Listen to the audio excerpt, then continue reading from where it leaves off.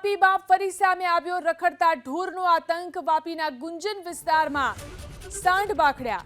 સાંઢની લડાઈથી પાથરણાવાળા અને ફેરિયાઓની અંદર દોડધામ મચી ગઈ।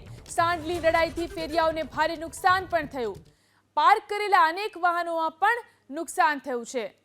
તો સાંઢની આ લડાઈ કે જે વાપીમાં જોવા મળી, ફરી અહીં રખડતા ઢોરનો આતંક અને સાંઢની લડાઈના કારણે અહીં પાથરણાવાળા અને ફેરિયાઓમાં દોડધામ મચી ગઈ। જોઈ શકાય છે સાંઢની લડાઈને કારણે આખા વિસ્તારને માથે લીધો। સાંઢની આ લડાઈથી ફેરિયાઓને પણ ભારે નુકસાન ગયું। વાપીમાં ફરી સામે આવ્યો રખડતા ઢોરનો આતંક। વાપીના ગુંજન વિસ્તારમાં સાંઢ બાખડ્યા।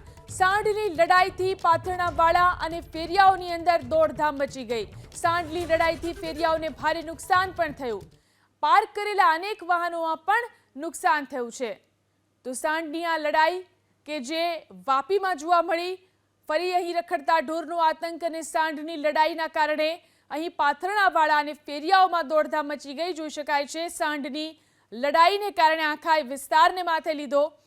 સાંઢની આ લડાઈથી ફેરિયાઓને પણ ભારે નુકસાન ગયું।